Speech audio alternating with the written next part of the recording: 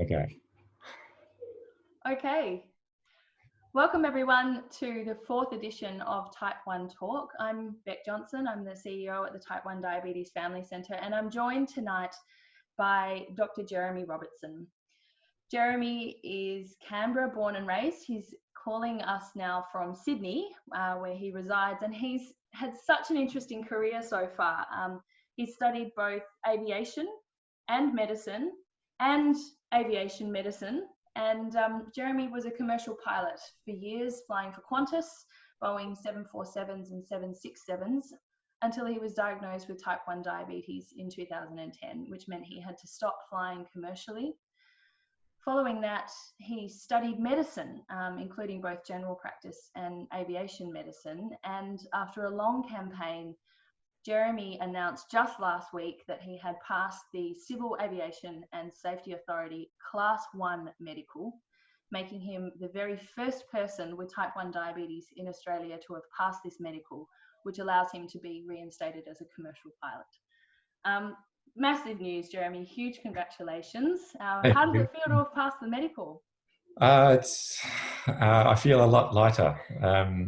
Yeah, it's simultaneously very exciting, but a kind of a giant relief because it's been something I've been working on for so long. So, yeah, it's great.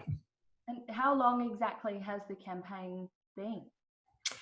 Uh, I was trying to remember. I first started some informal discussions with the aviation medicine branch at the Civil Aviation Safety Authority in about 2015, I think.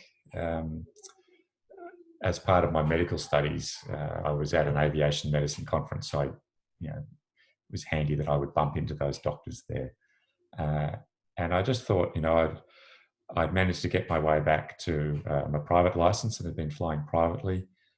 And I knew what my level of diabetes control was like.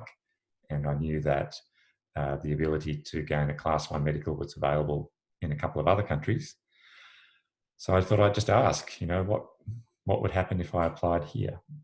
And the unofficial answer that I got at that point was that it would just be a no, because there was no existing protocol to allow it in Australia. There was no precedent for it here in Australia, and then there was no real published evidence, medical evidence to support a change in that direction. So I I hadn't thought about that. And it was about 18 months later that there was a publication from the UK which reported on the data of their experience with their protocol allowing insulin-treated pilots to fly at a commercial level. And it was very supportive. And I thought, aha, this is the data. This is the data that I need to support an application. And I thought, okay, well, they don't have a protocol, so I can write a protocol.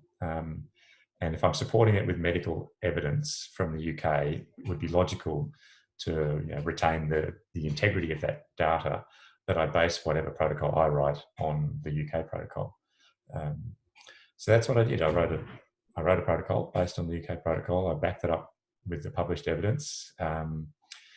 And I included all of my data about my diabetes control in my day-to-day life and whilst I was flying. And I put a submission in for Class 1 medical in January of 2017. And it's been an ongoing process since then. I held a Class 2 medical at that point, which is what you need to continue to fly privately. And that was renewed quite quickly, but I never got an answer about the Class 1 until many months later. I'm thinking 8 or 9 months later, I got a phone call from one of the senior medical doctors at the aviation medicine branch saying that they thought they would be in a position to do something with my application. So it was positive without being, a guarantee. And I thought, amazing, great.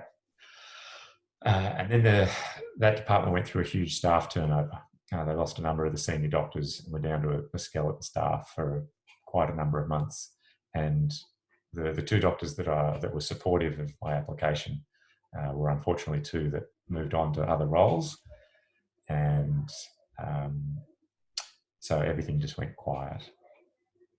So at the start of this year, I reapplied based on all the same data, but also with the knowledge that the United States of America have just announced that they are allowing Class 1 certification for insulin-treated pilots.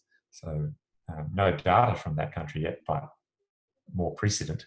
And this time I got a written response saying that they intended to do something, which was, if they're serious enough to put something in black and white, that made me much more excited. And I think it was 5 or 6 weeks later they issued the medical. So it was it was very exciting to get that email. So you not only had to submit the medical, you kind of had to write it and the protocol along with it. Is that right? Based very heavily on pre-existing protocols from the UK. But the UK protocol now is a number of years old and doesn't incorporate, you and I and everyone listening knows how much diabetes technology has moved in the last 10 years. So the UK protocol doesn't discuss CGM use.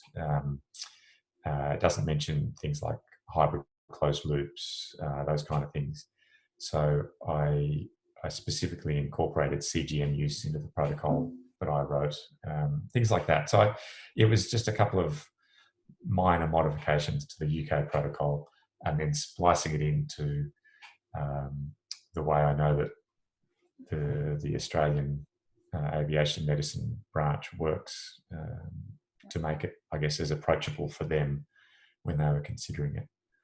And some of those technological advances would have absolutely strengthened it so much. I mean, the idea you have a warning system built in with continuous glucose monitoring, and that they would have been terrific additions. And has given this, I wonder if the UK will look to the sections that have been built into the Australian protocol and look to take them up. Yeah, I think that's going to happen. I know that the UK are looking at incorporating CGM use into their protocol in some way. So if we here in Australia use it, and the USA, their protocol requires CGM use at a commercial level, which really is just logical when you think about it, because you know how much awareness it gives you of your sugar levels. And the Australian one doesn't make CGM use mandatory by the sounds of things. It does. The Class 1 protocol does. The pre-existing Class 2 protocol, which I've been flying on for a number of years here privately with my private license, it doesn't require CGM. It mentions it. It says it would be, preferred, but it doesn't make it mandatory. Okay. So if we can, between Australia and the US, if we can build up some data on CGM use in this environment, I know the UK will look at that and update their protocol. So, and around it goes. Yes, and that's how it should be. I mean, we have systems that should be talking to each other, because it makes no sense with, and we'll tell the story later, but the very first time that Jeremy and I connected was a number of years ago, when the Family Centre's work helped to break down the barrier to accessing scuba diving training in Australia. And it was a similar sort of system where it was allowed in Europe, it was allowed in the US, it was allowed in the UK, but not here in Australia. And it's simply a matter of aligning systems to a certain extent, but also doing all of the advocacy to win the battle of the hearts and the minds along the way, I think. But that's another story, and we've started with the end. But I'd really like to take us back to the beginning and when you were diagnosed, because I know that it came at a pretty crucial time in your world. And can you tell us a little bit more about how that unfolded, and also what it meant for your career at the time? Yeah, well, so I was 31 years old. I'd been flying with Qantas for 9 years. I was a first officer on the Boeing 767, so I was flying, that means I'm second in charge of the airplane. I'm the co-pilot, and I was flying a mix of domestic and international routes on that airplane. It was great fun. And I'd started to become involved in what's called the flight technical department at Qantas. And they do a lot of the interesting bits of flying, like incorporating new technology into airplanes and a lot of the post-maintenance test flying. One of the ways that aviation is so safe is that every so often the airplanes get taken apart to their components and put back together again to make sure everything's working. But before that airplane, I'm glad to hear that. before that airplane is allowed to go back to passenger flying, it has to go through a flight test procedure where you basically run through every single system and everything, single backup system in the airplane. And I was one of the pilots that had been trained to do that. And that kind of sparked an interest in the more technical side of flying. So I decided I would take myself off to America to do an introduction to test flying course, because there's a civilian test pilot school in California. And it was just a little short course, just 2 weeks. And I'd been in Los Angeles for about a week doing some flying, because I thought, while I'm here, I may as well convert my license to an American license, because you never know when that'll be useful. And you guys are all going to know the story. I was getting more and more thirsty, and urinating more and more, and getting more and more tired because I was up in the night. And then one day my vision went blurry, and it didn't matter. It didn't matter if I was wearing my glasses or not. Things were the same level of blurriness. And I thought, something's not right. So I toddled off to the local medical center in Los Angeles, and they took a listen to my symptoms. And I hadn't really thought much of it at the time, but now with my medical training, I think, you almost didn't need to do a blood sugar level on me to diagnose me. They were just such classic symptoms. And my blood sugar level was 25.5 or something like that. They gave me a shot of insulin and told me I had diabetes of some description. And given my age and physique, it was most likely type 1. And I knew enough about medicine and flying to know that type 1 diabetes precludes you from holding a class 1 medical. So I knew that my aviation career stopped then and there. So I remember sitting in the doctor's office in Los Angeles, ringing my wife. It wasn't my wife then; she was my fiancée. This was 6 weeks before our wedding, and telling her what had happened.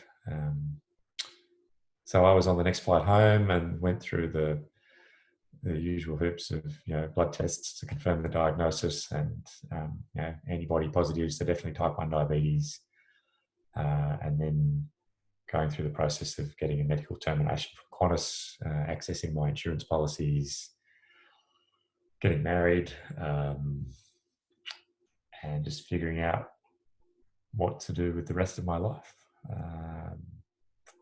It was a pretty I don't know if I can sum it up in one word. It was so many different layers of stress, and new diagnosis, new chronic disease. This is the rest of my life. Loss of my career, the one thing that I'd ever really wanted to do professionally, that I'd spent everything I'd ever done since age 15 working towards. Newly married, financial uncertainty. Just That's huge. it was a difficult time. That's a lot to land all in one go. That sounds like an immense year. And so when did the switch across to medicine start forming as an idea for you? I guess it kind of bubbled up slowly. I had a lot of sick leave, so I went on sick leave for I think almost 6 months because I'd never been sick. And at the time, I was actually studying an engineering degree, of all things. I'd just been doing that one subject a semester part-time while I was at Qantas. And that was great because it gave me something to do, it gave me something to focus on. So I finished that off as quickly as I could. And that sort of helped kill the time and kept me distracted from all the other stuff that was going on. And I thought, that'd be just logical just to step into aeronautical engineering. It's still aeroplanes, and but the final act of doing my thesis made me realise that I probably, whilst I found it interesting, I probably wasn't cut out to be an engineer. I didn't think it was the right fit for me. And at the same time, I've been thinking a lot about what I loved about flying, but also the things that I didn't like about flying. And if that I was given the opportunity to start from scratch again, what would I do? And I thought about a whole bunch of things, but I kept coming back to medicine because, much like flying, it's a complicated environment. There's lots of problem solving and decision making. And in flying, there's some human interaction, especially the two crew flying. Working in a multi-crew cockpit is a really rewarding team experience. But medicine seemed to offer more humanity than that, the ability to have a positive impact on people's lives. That aspect of it really attracted me. So I thought, well, I have an opportunity. This is an unprecedented opportunity. I can start from scratch in whatever I want. So this is terrifying, but let's have a go. So I did a preparation course for the entrance exam, sat the entrance exam, did well enough to be offered an interview, went through the interview, got into med school, and I just thought, I'll just see how far this goes. I'll just see how far I get. I always had a fallback. I could always go and be a simulator instructor. So, all major airlines own flight simulators to train their pilots. Mm-hmm. And I could go and do that job. I didn't think I'd enjoy it long term, but it'd give me something to do in lieu of anything else. So 8 years later, I'm still progressing through medicine. I'm halfway through my training as a GP, halfway through training in aviation medicine, and now for some more career confusion, I have the ability to be a pilot again. So it's come full circle, hasn't it? Yeah. But what a skill set to have acquired along the way. And what really quite diverse fields to be working in and have a foot in, I think. And in a way, I really admire the way you reframed that year where diabetes and career, being taken out from underneath you and all of those things landed as an opportunity. That's a really admirable thing. And I think that's one of the things that I know I really admire about people with type 1 and working in the type 1 community is how resilient people are and the way they bounce when this diagnosis hits, or when the grief lands of suddenly realizing this is permanent and I'm going to have to do this for the rest of my life.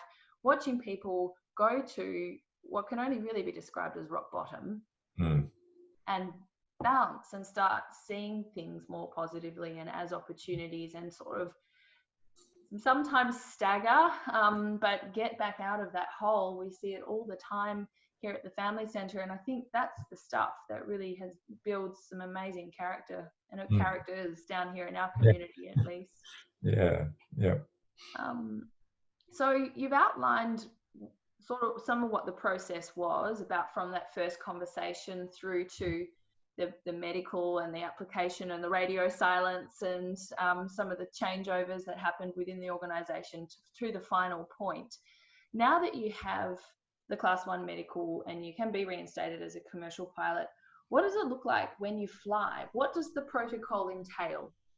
What do you have to do, measure, manage, report? How does it play out when you do this? So I guess there's three components to the protocol. There's the entry requirements. So, what you look like as an individual with your diabetes. There's the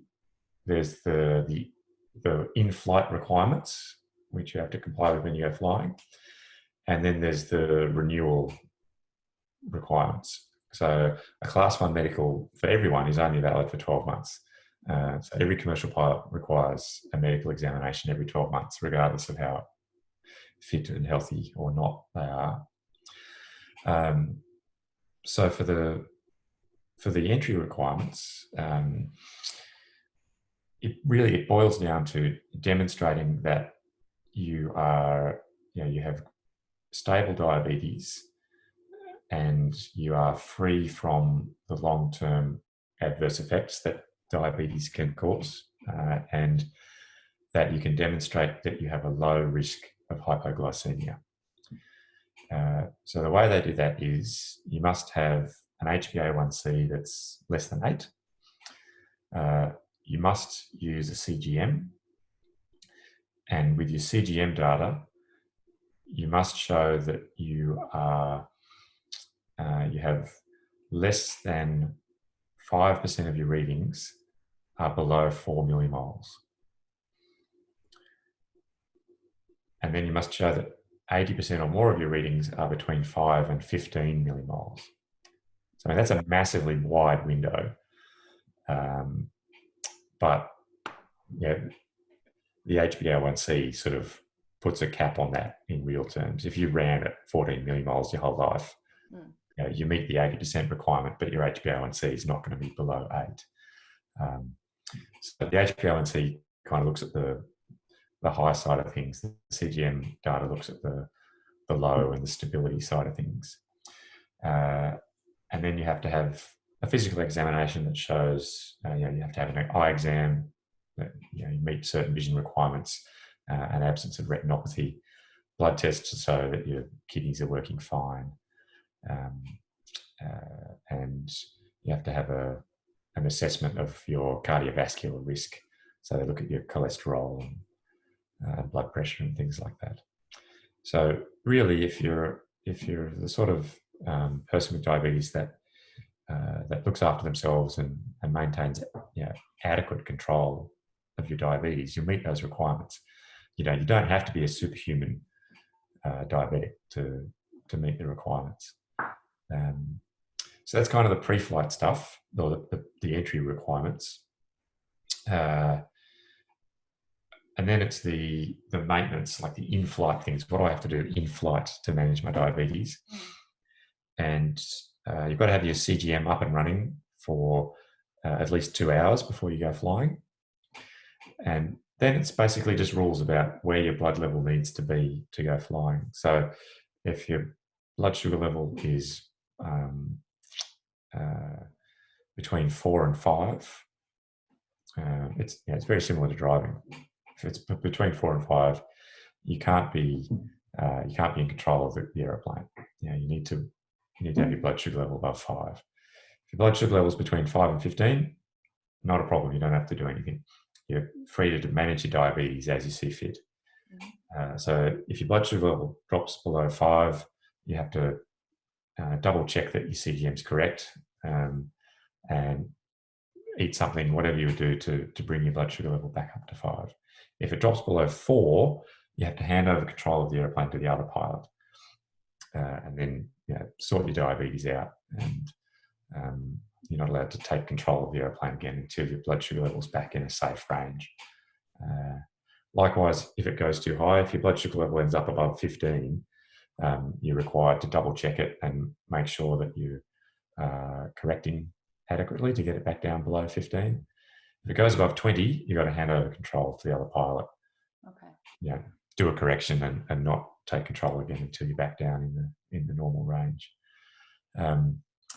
But again, if your control is such that you are at very low risk of having those kind of excursions, probably find that in flight, those things aren't going to happen. So you've got to just got to monitor your diabetes closely while you're flying. If it's outside of the appropriate blood sugar level ranges, you've got to take corrective action or hand over to the other pilot. And what else? Practical stuff, like you've got to make sure you've got enough appropriate rapidly absorbable carbohydrate with you. You've got to have a backup glucometer just in case your CGM fails, those kind of things. And then all of this, you've got to record all of this. So every time you go fly, you've got to log all of this. And every year for your medical renewal, you've got to submit all of your data to CASA to look at. Oh, okay. Yeah. So that's the protocol. Yep. What's your setup? Are you pumping? Which CGM do you use? What's your choice of rapid acting carbohydrate? How does it play out when you get behind the wheel? So at the moment, I'm still on pens. Nova Rapid is my rapid acting, and Levemir is my long acting. Can we pause there? I'm always curious to know why people choose to go with a pump or a pen. Tell me why. What's your Well, it's an rationale for that? interesting discussion. So I managed to get my private pilot's license back, I think 3 years after I was diagnosed. And that was on the Class 2 protocol that's existed in Australia since about then. And at that point in time, you couldn't use a pump in flight because they were worried about the effects of pressure changes causing unintended boluses and so on. Oh, yes. Okay. So I remained on pens because I could maintain adequate control of my diabetes and still go flying as much as I wanted a pump. But so here I am 10 years later, I'm still on pens because this Class 1 protocol doesn't have any restriction on pumps or pens or anything. So this is the first opportunity I've had to go on a pump and retain the ability to fly. So there are a couple of other pilots out there with private pilot licenses that have a pump that have managed to have it approved, sort of on a case-by-case basis. Mm-hmm. But there's, as far as the protocol goes, there's no blanket rule. So that's kind of on the list of things to do. Is now that the Class 1 protocol exists, is to try and update the Class 2 protocol to incorporate some of these changes. But that's a whole other conversation. And for those who are listening, sorry to interrupt, Jeremy. There have been issues on flights, particularly. I don't pump, so correct me if I'm wrong here. At takeoff, where the pressure can cause the insulin in the line to be over delivered, and people can experience hypoglycemia immediately after takeoff. Have I got that right? Yeah, that's right. So if you remember back to your high school chemistry and Boyle's law and so on, any liquid has dissolved gases in it, and when you reduce the pressure around it, those gases come out in bubbles, just like when you take the top off a soft drink bottle. So if you take off with a full 3 ml vial of insulin in your pump and go up to cruise altitude in an aeroplane, the cabin altitude is about 8,000 feet. That's enough to deliver about a unit of insulin. So for most adults, a unit of insulin, absorbing over the 1 to 2 hour period of action of the insulin, is not life and death. And these days with the CGM, you pick that up, you pick up a change and correct. But in children, and this is how it was picked up, it was a child that was flying regularly between Sydney and Melbourne and was having these recurrent hypos as they got off the aeroplane. Because for them, with their insulin sensitivity being so much greater, 1 unit of insulin in addition, and then walking through the terminal to the baggage carousel was causing hypos. Yeah. And so the advice now is to take your pump off for takeoff and plug it back in once you're in the air. Check the line for any bubbles, prime them out, and then reconnect once the airplane's leveled off. So now that there's a protocol in the Class 1 medical that sort of envisages both pump and pen users, will you consider now going onto a pump? Is that part of the future? Yeah, I consider it. Because I'm very happy with my level of control at the moment on pens, and I'm in a good routine with it, and because also I do a lot of private flying, and the class, the private protocol hasn't changed yet.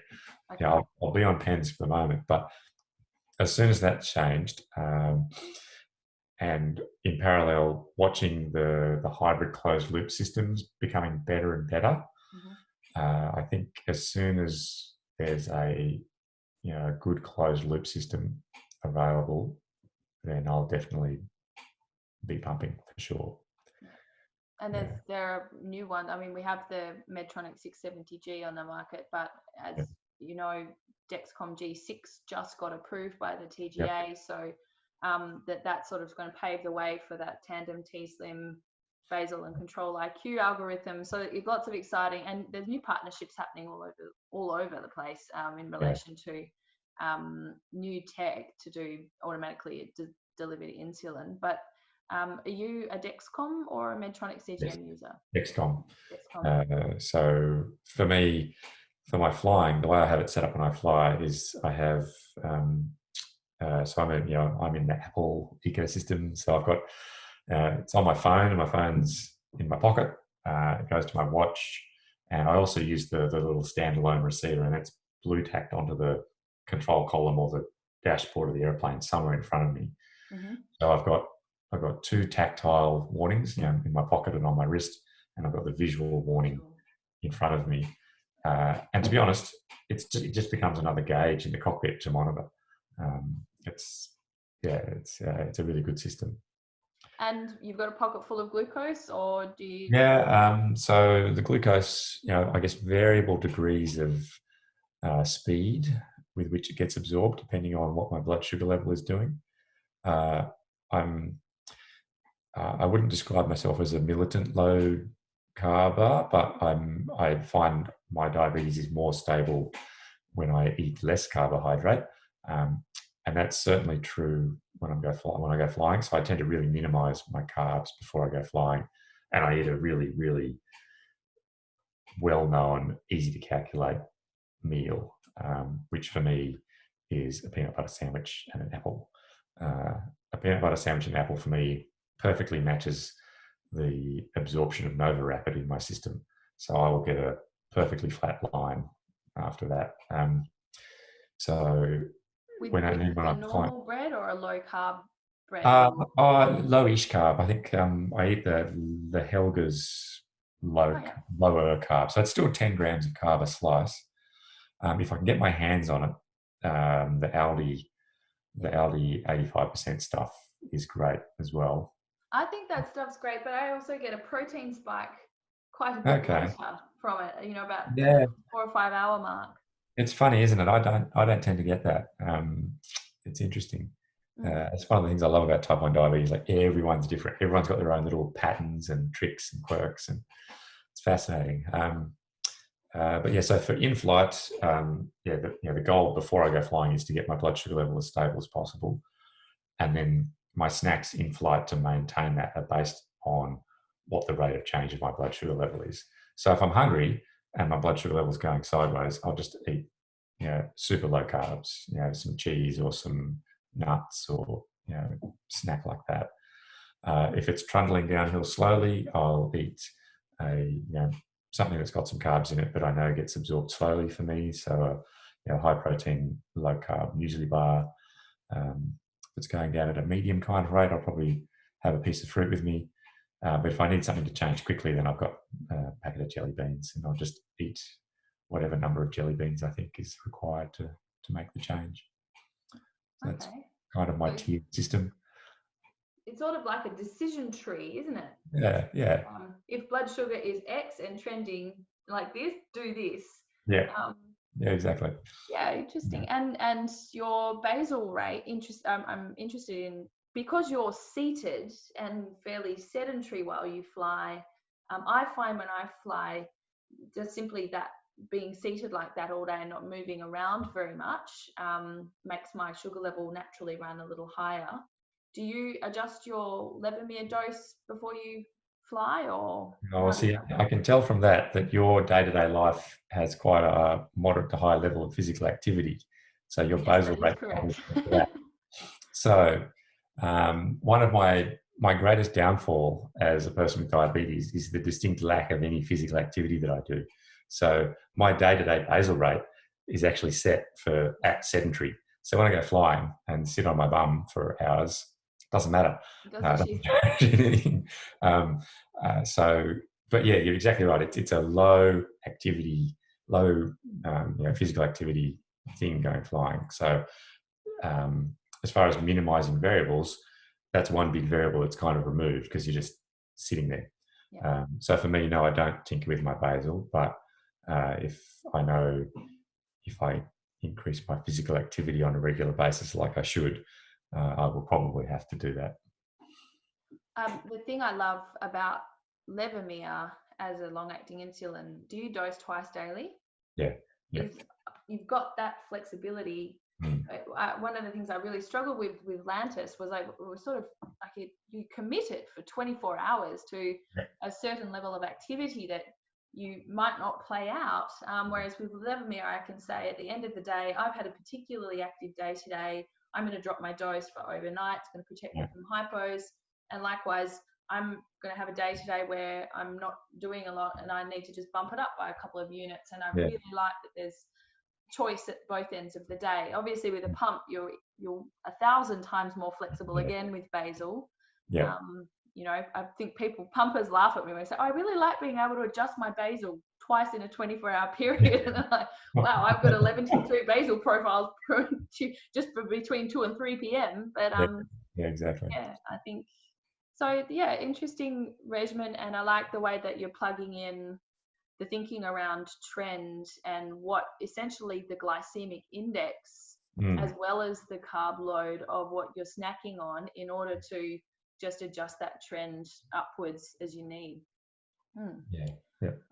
I think that's a good thing that I think people will take away from, because it isn't really a matter of just arriving at a downward trend or a hypo and then thinking about, right, what am I treating with? It's like, okay, I've got an opportunity to cut this off at the pass. And just sugar surf, essentially, isn't it? Yeah, that's right. Just watching those ups and downs and intervening ahead of time to keep you where you want to be, rather than waiting till you end up somewhere you don't want to be. So, and that's the beauty of having a CGM system to alert you before it happens. And I think, does anyone follow your CGM? My wife very closely, and a couple of my mates do. Actually, one of my brothers-in-law, he follows it, and I've shared it with a couple of other doctor mates of mine when they're interested to see how it works and what it does. But I don't think anyone's active at the moment. But while you're flying, there isn't a second person on the plane who's also in charge of watching your blood sugar. So while I'm flying privately, I'm allowed to fly by myself. I don't need a co-pilot. So often there's no one there to tell. If I've got a passenger with me who is interested, often I'll take another doctor flying, or people that are aware that I have type 1 diabetes, and I'll keep them informed, because that relieves them of some anxiety sometimes. But in the class 1 protocol, I will be required to tell the other pilot what my blood sugar level is, so that they are aware of what I'm doing. And so what's the process there then? Because if I told somebody what my blood sugar level was, 9 times out of 10 they'd stare back at me blankly and say, well, what does that mean? Is there a formal process by which then they're educated as to what that means and how to respond, or do you do that, or how does that work? So I'm required at the beginning of the flight to brief my co-pilot on my diabetes, what it means, what I'll be doing during flight.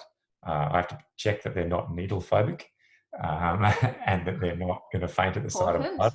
I have to do a fingerprint check. And I just have to give them a very brief rundown on what I'm doing and why, and then keep them informed during the flight. Okay. So hopefully eventually I'll get a job and a whole bunch of pilots will end up educated about type 1 diabetes. Terrific. Thanks so much for sharing the nitty-gritty. I know that's what a lot of people will be interested in, is exactly how you do this. What is it that you eat? When do you take your insulin? What does it look like? What's your strategy? And so that's all the stuff that I think helps people say, oh gosh, I can do that. I know how to do MDI. I can adjust things. I know about glycemic index. I can snack accordingly, and maybe opens up, it makes it less of a mystery, because it sounds as though it's a rigorous protocol, but one that can be adhered to, and one that isn't so rigorous that it makes it not inclusive. No, that's right. It's broad enough that if you're a moderately well-controlled diabetic, you won't have to change the way you do things. You'll fit in. So So you need to go for the medical once a year now, going forward. Yep. Okay. And as new tech emerges, writing the closed loop system appendix to the protocol, maybe in the near future, by the sounds of things. Yeah. One of the things that there's a lack of data on is the effect of low air pressure and high air pressure on the accuracy of CGMs. There's been one very limited study done on one individual who was put in a pressure chamber, and they found with that model of CGM that the accuracy became more accurate at high pressures, so simulating underwater, and it became less accurate at very low pressures, which you would experience at a very high altitude. But that was above the level of what you get in an airliner.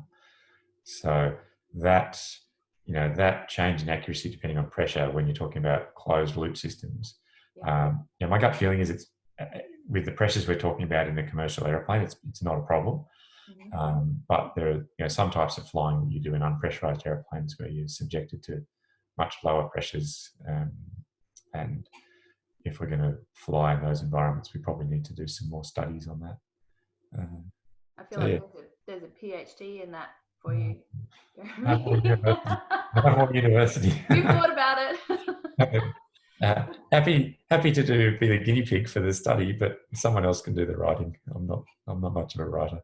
Well, interestingly, that was one of the things that came up with a number of years ago. I jerry rigged my Freestyle Libre receiver. I put it in a underwater camera housing, and lined up the buttons so that the button on the actual device, the reader device, I could switch it on underwater, and then took it down diving with me and was scanning my my interstitial glucose underwater, which was terrific. And yes, the question that was put to me when I shared this with the Divers Alert Network and the South Pacific Underwater Medicine Society was, well, the next piece is to understand what is the impact of being at pressure, under more pressure underwater, because we know that there's, when you've just said it becomes more accurate, there's going to be a point at which the compression low situation starts happening. Like when you sleep on it, you're going to get see a false low. So that would be an interesting thing to investigate, and not a PhD I will be putting my hand up for, but maybe some curious people listening to this might feel inspired. Or you and me can go and sit in a pressure chamber and go up and down in altitude and see what happens to us. Very happy to be a participant. Yes. So what is it about that you love about flying? What you didn't give up. You're still doing it. You've fought so hard to get your Class 1 medical. What's the draw? I think from an esoteric viewpoint, I've just always loved the serenity of being up in the air with this expansive vista, and away from it all. All your troubles are on the ground. It gives you great perspective on stuff. That for me is kind of the spiritual and emotional side of flying. And you can get that, you don't need to be in a 747 to get that. You can be in a little 2-seat ultralight, which I still fly on occasion because I still love it. So that was kind of the initial draw card. I was always one of those kids who was climbing to the top of the nearest tree and looking at the view, and airplanes seem to be the natural extension of that. But from a professional point of view, the understanding and the operating of a complex piece of machinery, in a real-time environment where you're making real-time decision making, real-time problem solving, and not in a fixed or static environment. It's a dynamic environment, and it's a three-dimensional environment. That problem solving across time and distance, and getting it right and ending up safely where you need to be hours later, I've always just found very, very rewarding as well. It's a great combination of hand-eye coordination, physical manipulative skills, and cognitive skills. And then when you're talking about a multi-crew environment, it's your interpersonal and communication skills as well, all rolled into one. And then layered on top of that is the body of knowledge you require. So you learn about obvious things like how engines work, how airplanes work, aerodynamics, but you also learn about atmospheric physics. You learn about communication skills and conflict resolution, personality, threat and error management. You learn a little bit about medicine, about some of the specific effects of aviation on the human body. Learning to fly, it's just this fantastically broad field of knowledge. So the variety of knowledge required is also something that I've always found really enjoyable. There's lots of different things that I love about it. I know that there are quite a number of kids in the Type 1 Diabetes Family Centre communities who want to be pilots, including one, Lily Drage, I know, who is studying aviation through school at the moment. And I know that when I dropped your news last week into our online communities, it was received with real delight, and the outburst and outpouring of people, parents saying, oh my gosh, this is a barrier that this guy has broken down, that I thought my child would never be able to access something like this, and this is all he or she has ever wanted to do. I hope you know what a difference you've made, and by putting the effort into not just turn around and say, okay, I give up, I'm going to go over here and do something different, but to write a new protocol and draw down on international information and knowledge and precedent and put it to the authorities and really push that through and have the tenacity to follow through on that until you set a new precedent for Australia. It's just remarkable. So congratulations. Yeah, thank you. Yeah, well, it wasn't something I set out to do. It just, I guess it dawned on me at one point that really I was probably the only Type 1 diabetic doctor pilot.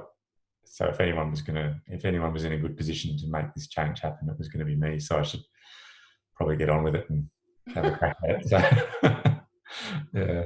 Oh, well, those young people, whether they want to be pilots or not in our community, I'm sure they'd love to hear what your words to live by are. If you've got any advice for them, please share. Oh, I think if you love something, just pursue it.